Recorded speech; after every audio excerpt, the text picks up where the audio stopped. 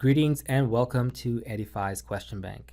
First of all, congratulations on becoming part of a group of individuals who are highly motivated and driven to gain acceptance to their dream schools. This is a great step towards that goal, and I'm here to help you achieve that goal.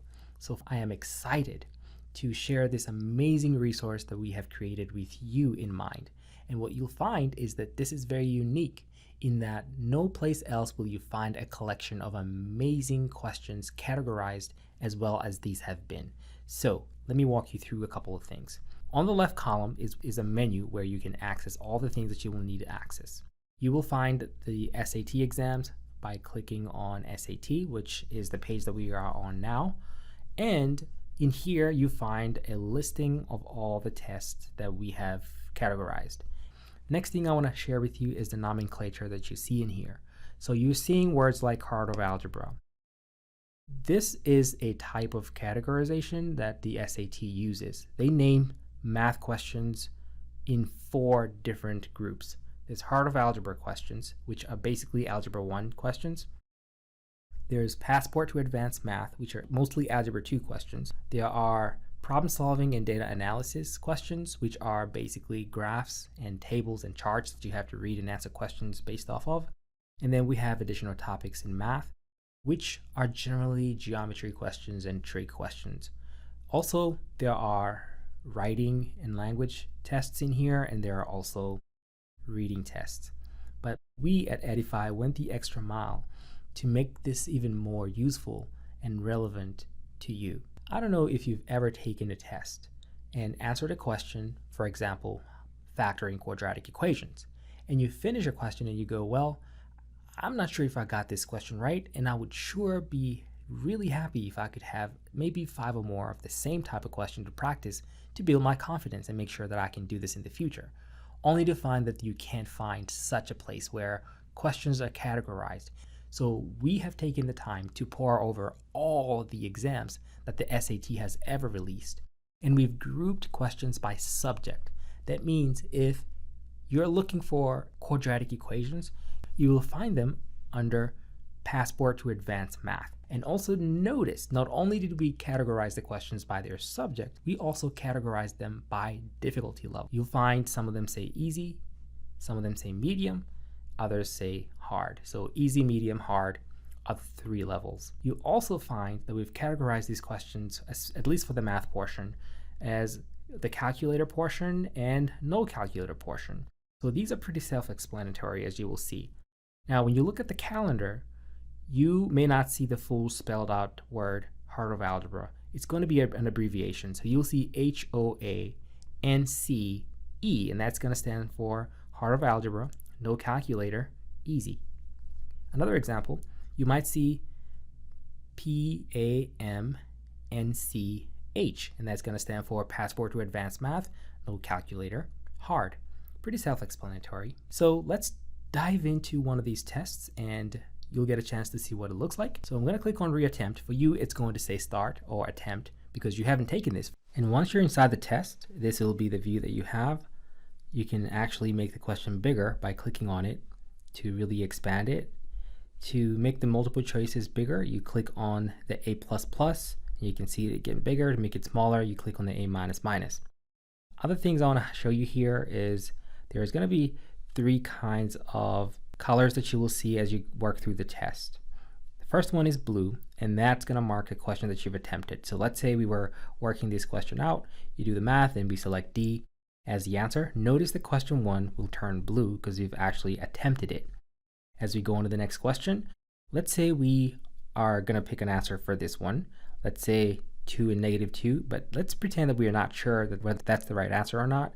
And we'll click on review over here to bookmark this question, and it's going to tell us, hey, come back and look at me later by highlighting it that color. Further, if we don't attempt a question, it's just going to be left blank. It's going to be white. But if you skip a question like this one without actually attempting it, it's going to turn gray, as you can see.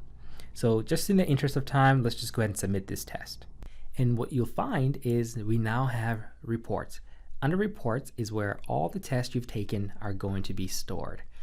Please understand that the most recent test will always show up at the top left. To see the report on the test that we just finished, you will find it in here. Please notice that you have 9 things in here because I have personally tried this particular test 9 times.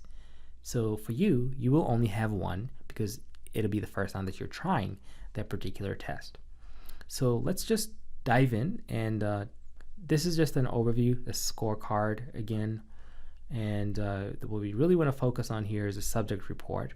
This is where you actually get to see which topics you want to practice. So we know that the subject here is heart of algebra. To see which topics were in this particular test, you want to roll on over to the right and click on View Detail. In here, you see all the lessons, all the subjects. So this test had linear equations and inequalities. There were 3 questions. This column right here tells us how many we got right versus how many we missed. So we didn't get any right, we missed 1. Systems of linear equations and inequalities. How many were correct? Only 1. We missed the other. And we skipped a whole bunch of questions during this attempt. So this is a great indicator of where you stand on specific topics. So if you're struggling in one area, this then is a sign that you need to go back to the actual lessons in Eddify math module and review systems of linear equations, for instance. It also tells you how much time you're spending in each of those topics. Another one of our most beloved features of this question bank and benefits of using this question bank is a solution report. The solution report tells you the correct answer. And beyond that, you'll be able to navigate through the questions and see reds are the ones that you missed, whites are the ones that you didn't attempt, grays are the ones that you skipped over, and the greens are the ones that you got right.